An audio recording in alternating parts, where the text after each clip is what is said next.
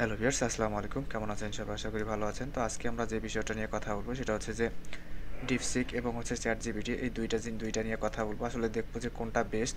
তো চলুন কথা না বাড়িয়ে শুরু করা যাক। তো শুরু করার আগে আমি আপনাদেরকে বলব, যারা এখন আমার NSM Tech Video চ্যানেলটি সাবস্ক্রাইব করেনি অবশ্যই সাবস্ক্রাইব করে পাশে থাকা বেল আইকনটি অবশ্যই ক্লিক করে দিবেন। যেন নিত্য নতুন ভিডিও আপলোড করার সঙ্গে সঙ্গে আপনারা পেয়ে যান। তো আমরা আসলে ChatGPT এবং ডিপসিককে কিছু প্রশ্ন করব। দেখি আমাদের এই প্রশ্নগুলো তারা সঠিক উত্তর দিতে পারে কিনা এবং কোনটা কিভাবে প্রশ্ন উত্তর দেয়। ঠিক আছে? তো আমি এখানে কিছু প্রশ্ন রেডি করে রেখেছি। তো আমরা যদি প্রথমে ডিপসিককে সালাম প্রদান করি, তাহলে আমি দেখি যে তারা আসলে অ্যান্সারটা কী দেয়, কীভাবে দেয়।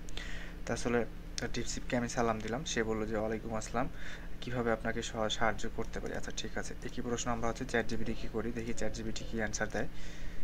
ChatGPT হচ্ছে শুধু "ওয়ালাইকুম আসসালাম, কেমন আছেন?" এইটা অ্যান্সার দিয়েছে। তো আমি এখানকার আমি মনে করি যে হচ্ছে ডিপসিক যেটা আছে এটা হচ্ছে অনেক মনে হয় ভালো একটা, এবং কিভাবে সহযোগিতা করতে পারি এখানে শুধু বলেছে যে আপনি কেমন আছেন, বা আপনি লেখেন নাই কেমন আছেন।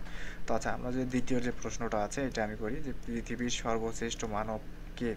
তো আমরা যদি সেমভাবে এটা হচ্ছে ডিপসিককে দেই, ডিপসিককে দেওয়ার পরে যদি আমরা এটাকে দেই, দেখি ডিপসিকও আমাদের কী অ্যান্সার দেয়, আমরা সেটাই দেখব।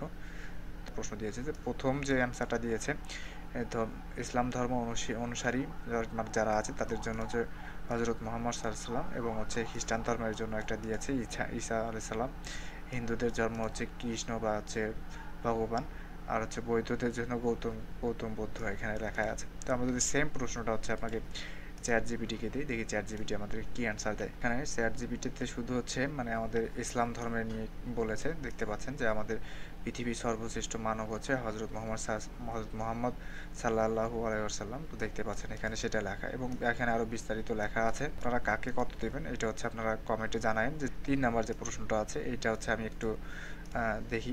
এটা হচ্ছে কোডিং বিষয়ে, যে আমরা আসলে অ্যাপ তৈরি করি বা গেম তৈরি করি, এটা আসলে কী দিতে পারে। আমার যে প্রশ্নটা ছিল, আমি একটি সাব গেম তৈরি করতে চাই, এটি কোড কীভাবে জেনারেট করব। তো আমি যদি এটা সেন্ড করে দিই, তো তাহলে আমরা দেখি যে এটা হচ্ছে ডিপসিক কী ধরনের অ্যান্সার দেয় বা কী দেয়। আচ্ছা, ডিপসিক দেখতে পাচ্ছেন যে এখানে হচ্ছে অনেক সুন্দরভাবে একটা লিখে দিচ্ছে। তো দেখতে পাচ্ছেন কোড জেনারেট করে দিচ্ছে।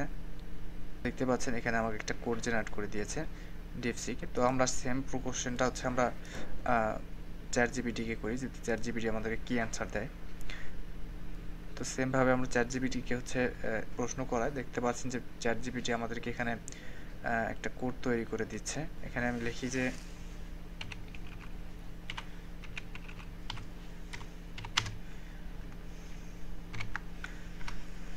ডিপসিক তৈরি করতে কত টাকা লেগেছে। আসলে আমি এটা তাদের কাছে জানতে চাচ্ছি, দেখি আসলে তারা কি লেখে এখানে। আচ্ছা, এখানে তারা বলেছে হচ্ছে 4.6 মিলিয়ন থেকে মানে 12 মিলিয়ন খরচ হতে পারে। এটা হচ্ছে ChatGPT 3 মডেল অনুযায়ী।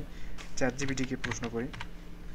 আচ্ছা, ChatGPT 4 হচ্ছে তৈরি করতে হচ্ছে 50 থেকে 100 মিলিয়ন বা মিলিয়ন প্লাস ডলার খরচ হয়েছে। আপনার যে পিতা ও পুত্রের বর্তমান বয়সের অনুপাত 9.2 বা এই যে ইয়েটা আছে, এটাও আমি পড়ে দেখি যে কোনটার অ্যান্সার কীরকম আসে। আচ্ছা, এখানে একটু লোড নিচ্ছে, আমরা একটু ওয়েট করি। আচ্ছা, ChatGPT-কে করি, দেখি কী অ্যান্সার আসে। আচ্ছা, ধরি যে পিতার বয়স এতগুণ। আচ্ছা, এটার অ্যান্সার দিচ্ছে আমাদেরকে। ওকে, এই দেখতে পাচ্ছেন যে এখানে অ্যান্সার দিয়েছে। আমরা দেখি যে আসলে এটার কি সমস্যা বা আচ্ছা, এটা বারবার সার্ভার এরর দেখাচ্ছে কেন আমি বুঝতে পারতেছি না। আচ্ছা, নিউ চ্যাটে গিয়ে আমি যদি আবার একটু সার্চ দিই, দেখি তখন কি আসে। আচ্ছা, এটা সম্ভবত তাদের সার্ভারের কোনো সমস্যা হবে, তবে ChatGPT-তে এই সমস্যা হচ্ছে না। তো আপনারা হচ্ছে কোনটাতে কত দিবেন এটা আসলে আপনারা একটু ভিডিওর কমেন্টে জানায়েন। তো আজকের ভিডিওটা এই সম্পর্কে আমি এখান থেকে শেষ করতে চাচ্ছি।